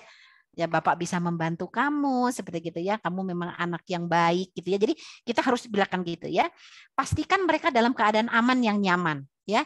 Jadi kamu benar nak datang ke Bapak gitu, atau kamu betul nak datang ke Ibu, nanti Ibu akan membantu gitu ya. Jadi dia diberikan assurance gitu ya bahwa dia akan menjadi oke saja. Jadi kesimpulan saya, mudah-mudahan nanti kita ada waktu untuk 15 menit sebelum tanya jawab. Karena jam 11 maksimal 11:10 saya harus berangkat untuk divaksinasi ini. Aduh. Jadi kesimpulan Bu, Bapak dan teman-teman sekalian bahwa remaja ini sangat penting sekarang. Ya, ini kita lihat di sini. Karena dia akan menjadi dewasa. Dan dia akan menghasilkan generasi-generasi kita seterusnya. Jadi betapa pentingnya remaja ini. Kita nggak mau nanti punya anak yang seperti ini. Kita harus koreksi sejak awal. Tidak ada kata yang terlambat. Tidak ada kata yang terlambat. Jadi harus kita ya. Jadi kesimpulan saya, situasi pandemi COVID-19 ini menambah stresor dan meneruan kesehatan mental anak dan remaja. Dan remaja ini perlu dibekali dengan keterampilan untuk menghadapi tantangan ini karena begitu beratnya untuk mereka. Dan perlu dilakukan deteksi dini secara rutin, terutama anak remaja dengan resiko yang tinggi, yang abnormal tadi pada SDQ, ya. Kemudian digital teknologi ini akan mempercepat deteksi akses pelayanan kesehatan dan pencegahan dapat dilakukan secara dini. Dengan yang tadi aku cerdas yang Dinas Kesehatan sudah membuat, ini bagus banget. Dan nanti saya juga belum punya, sebetulnya saya senang sekali kalau nanti saya sudah punya, karena ini yang punya dari puskesmas. Nanti Ibu Bapak nanti mungkin akan diberikan ya. Kemudian percepatan penanganan ini diperlukan kerjasama lintas sektoral. Jadi saya juga nggak mungkin sama Dokter Lina gitu ya banyak melakukan. Kita di rumah sakit jiwa itu anak dan remaja di Keswara itu pasien kami itu sekitar sehari itu sekitar 20 pernah sampai 32 orang sehari. Ya, kalau dewasa sih 120 per harinya. 120 kasus kita menangani di Geraha Atma atau yang Riau 11 yang zaman dulu ya, karena rumah sakit jiwa itu karena terbagi dua. Satu yang di Cisarua, satu yang di sini ya di kliniknya. Jadi kami pikir kok jadi tambah banyak ya, kayak orang tuh kayak sekarang tuh kalau kita panen gitu ya. Istilahnya panen, jadi takut juga gitu ya kalau panen buat saya ya. Jadi begitu Ibu Endang dari saya, barangkali saya mohon maaf karena nanti saya jam 11 harus pergi, makanya itu saya mempercepat supaya kalau ada pertanyaan saya dengan senang hati akan menjawabnya. Terima kasih. Baik, terima kasih banyak Dokter Hasrini, luar biasa sekali materi yang sudah beliau sampaikan, sangat bermanfaat bagi saya sendiri khususnya Dok yang memiliki anak-anak yang masih tumbuh menjadi anak remaja. Terima kasih banyak Dok. Ini sudah ada beberapa pertanyaan yang sudah dirangkum oleh teman-teman panitia. Silakan ditampilkan. Iya, pertanyaan pertama dari Ibu Tri Saptini, SMP Hikmat Teladan. Izin bertanya, bagaimana cara mendeteksi kesehatan mental untuk siswa berkebutuhan khusus? Apakah ada tools yang sama ataukah berbeda dengan SDQ? Mangga mungkin bisa ditanggapi Dokter Hasrini. Ibu Tri Saptini, aduh pertanyaannya luar biasa. Memang betul ada kebutuhan khusus, ada sendiri, Ibu, ada toolnya, ada banget. Yang untuk autisme, yang untuk ADHD gitu ya, ada banget gitu Bu. Tapi saya nggak bisa share di sini Bu, karena memang itu toolnya harus perlu 1 sampai 2 jam lagi gitu ya. Tapi betul Ibu Tri ada. Kalau Ibu Tri mau, silahkan saya tunggu di Geraha Atma. Mangga, nanti saya tunggu, nanti saya akan dilihatin juga untuk berkebutuhan itu silahkan sekali. Tapi terima kasih ya, bagus banget pertanyaannya. Gimana Bu Endang, mau saya bacakan aja atau bagaimana? Baik, langsung aja gitu ya Dok ya. Oke. Mangga Dok, yang berikutnya. Betul. Nah, yang berikutnya dari SMP Al-Falah Ibu Nia. Assalamualaikum, waalaikumsalam. Bu, untuk mendapatkan instrumen SDQ ini kami harus bekerja sama lembaga apa? Jadi SDQ ini sudah saya berikan, Ibu boleh mengerjakan sendiri di sekolah. Ya, jadi SDQ ini melibatkan Bu Dinas Kesehatan, Bu ya, Dinas Kesehatan. Kemudian yang dekat-dekat nih Bu, Dinas Pendidikan, dan lembaga-lembaga yang lain, Bu. Boleh banget. Jadi Ibu bisa bekerja sama. Jadi kalau misalnya menurut Ibu sekolah ini penting mendatangkan pelatihan-pelatihan dari Pedanka, Ibu datangkan. Kalau misalnya Ibu perlu dari kesehatan, Ibu datangkan. Kalau lembaga-lembaga tadi seperti lembaga yang ini Bu, untuk anak Bu, yang untuk kesehatan yang supaya untuk pelecehan anak seperti gitu kan ada lembaga-lembaga yang lain, Ibu juga bisa mengundang. Mereka akan senang sekali kalau Ibu mengundang. Ya, kalau menurut saya. Kemudian dari ini bagus banget pertanyaannya ya Bu ya. Nanti kalau ada apa-apa Ibu kurang boleh Ibu WhatsApp saya ya. Bu ya. Terus sama-sama. Kemudian ini Helnike Angelia, kapan seseorang dikatakan stres atau sudah masuk ke tahap depresi ringan? Bagus banget pertanyaannya Helnike. Jadi gini, biasanya kalau yang masih ringan-ringan saja tidak akan mengganggu 3 ranah. Ya, ada ranah. 1 itu ranah tentang mengurus dia sendiri. Jadi kalau si anak masih bisa mengurus dia sendiri, bisa mandi, bisa berdandan, warnanya juga matching gitu ya Bu ya, nggak terlalu bajunya juga nggak diambil yang bolong-bolong, nggak lusuh gitu ya Bu ya.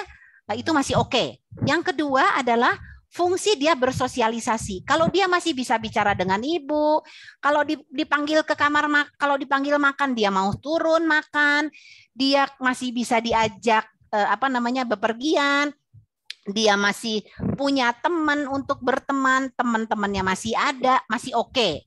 Yang ketiga adalah fungsi dia bekerja atau sekolah. Jadi kalau dia mau sekolah, dia masih nggak bolos, itu masih oke, Bu. Ya, jadi kalau misalnya yang depresi yang sudah berat, 3 fungsi itu yang nggak ada. Jadi ibu harus segera datang ke fasilitas kesehatan ya. Jadi 3 fungsi itu yang ibu lihat ya, 3 fungsi itu: mengurus diri, bersosialisasi, dan sekolah ya. Jadi jangan nunggu 3-3-nya Bu. Jadi kalau ada 1 ibu cepat aja ya. Oke. Kemudian ini dari Nehru School, sebentar ya, dari Nehru School, sebaiknya berapa bulan sekali SDQ dilakukan? Apakah ada kemungkinan hasil SDQ berubah? Bagus sekali. Ini ya dari Nehru School. Jadi saya rekomendasinya 1 kali per tahun di awal. Ya, jadi di awal tahun itu anak dilihat supaya kita dalam 1 tahun kita mengevaluasi. Ya, 6 bulan juga boleh. Dan apakah kemungkinan hasil SDQ berubah? Tentu bisa berubah. Karena sekali lagi anak-anak ini dipengaruhi oleh lingkungan. Jadi kalau lingkungannya berubah, si anak pasti akan berubah. Ya, persepsi anak akan berubah. Ya, jadi begitu ya pertanyaannya. Jadi barangkali ada lagi. Aduh, pertanyaannya bagus-bagus. Saya senang banget jawabnya. Oke, nomor 6 ya. Baik, Dok. Ini ada selanjutnya, Dok. Ya, SMP Bunga Bangsa, Pak Atis Sutisna ya. Izin bertanya, mohon penjelasan perbedaan istilah kesehatan jiwa dan kesehatan mental. Aduh, ini guru ini pasti sangat kritis. Benar, Pak. Ini sebetulnya hampir sama ya. Ini hampir sama. Jadi mental dan jiwa ini hampir sama, tapi nanti kapan-kapan saya cerita tentang ini bisa jadi panjang, tapi ini hampir sama, Pak. Ini hebat banget, ini kritis nih guru ya. Apakah kondisi kesehatan mental yang normal bisa dikaitkan dengan terpenuhinya kebutuhan dasar manusia dari Maslow? Betul sekali ya, betul sekali. Jadi kalau kesehatan mental yang normal ini, kalau kebutuhan manusia Maslow itu kayak sandang, pangan terpenuhi, dia pasti tentunya. Tetapi itu saja belum tentu gitu ya, belum tentu ya. Mungkin saja Maslow-nya semua terpenuhi, tapi kalau kita lihat dari gangguan kejiwaan kan bisa dari biologisnya, bisa dari psikologisnya, bisa dari lingkungan. Misalnya kebutuhannya oke, dipenuhi, tapi dia ada riwayat dari keluarganya dengan gangguan kejiwaan. Ya, kalau gitu kan nggak bisa ya Pak ya, dilihat dari sini ya, dari ya Pak Atis ya. Jadi itu adalah syarat utama sebetulnya betul dari Maslow, tetapi ada faktor-faktor lain sebetulnya gitu ya Pak ya. Jadi kalau misalnya faktor Maslow sudah dipenuhi, insya Allah ya seperti itu. Saya masih utang nih sama Pak Atis, nanti WhatsApp antara jiwa dengan mental ya Pak Atis ya, hebat bener, kritis Terima banget. kasih Ibu. Ya, sama-sama. Ya, kemudian Ibu Herna Mulyani, saya mau bertanya bagaimana cara mengatasi anak TK yang mengalami gangguan speech delay. Sementara belajar masih lewat daring. Terima kasih. Ini bagus sekali pertanyaannya. Ibu, sebetulnya speech delay itu sudah bisa kita development anak itu sudah kita bisa tahu dari anak-anak umur 2 tahun. Ya, apalagi umur 3 tahun. Karena speech delay ini bisa saja anaknya jadi IQ-nya kurang. Bisa juga karena autisme gitu ya Bu ya, yang ringan gitu ya. Jadi bisa nih Bu.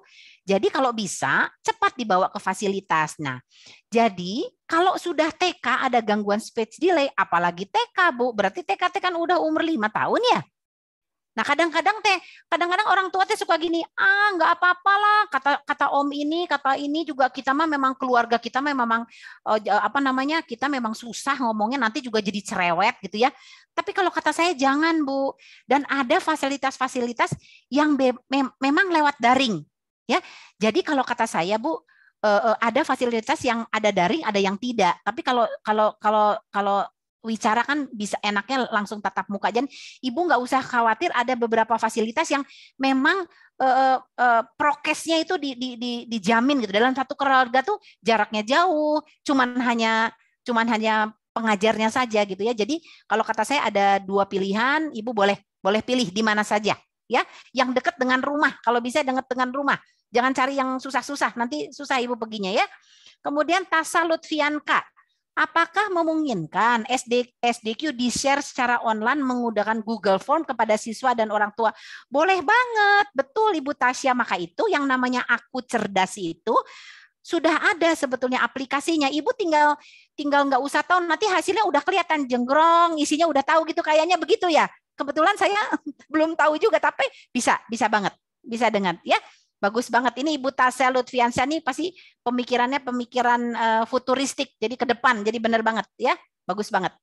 Gitu Bu Endang, masih ada lagi? Ini ada satu lagi Dok yang belum sempat. Nah ini Dok yang terakhir. Boleh. Dok. Oke. Langkah-langkah apa yang harus kita lakukan, apalagi PTMT Puskesmas ya? Apa sih PTMT? Pembelajaran tatap muka. Sorry. Langkah-langkah apa saja yang harus kita lakukan, apalagi itu pembelajaran tatap muka terbatas dimulai, dikarenakan anak sudah lama di rumah. Model pembelajaran apa yang cocok untuk ini langkah yang harus dilakukan. Jadi begini Bu, saya jadi kembali lagi.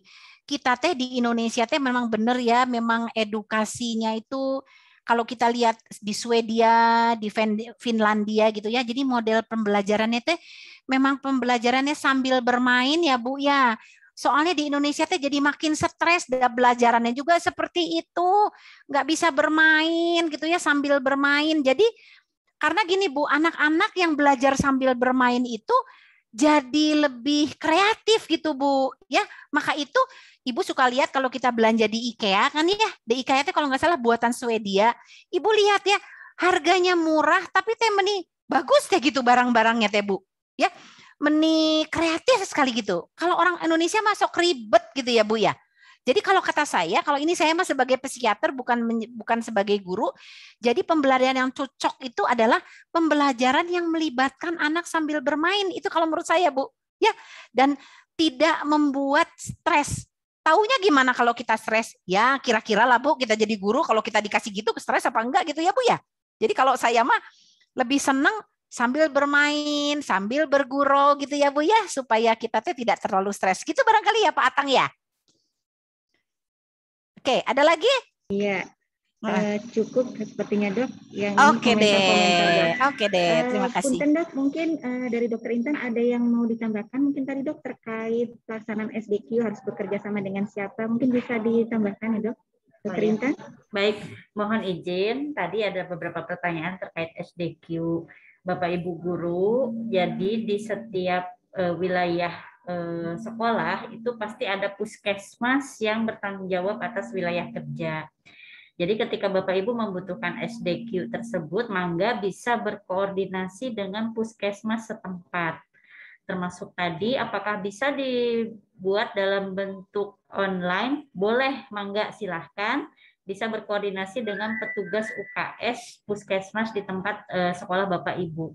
Kebetulan tadi juga sudah disinggung bahwa aplikasi Aku Cerdas itu isinya berbagai pertanyaan terkait kesehatan murid, dan itu juga di dalamnya sudah ada instrumen SDQ.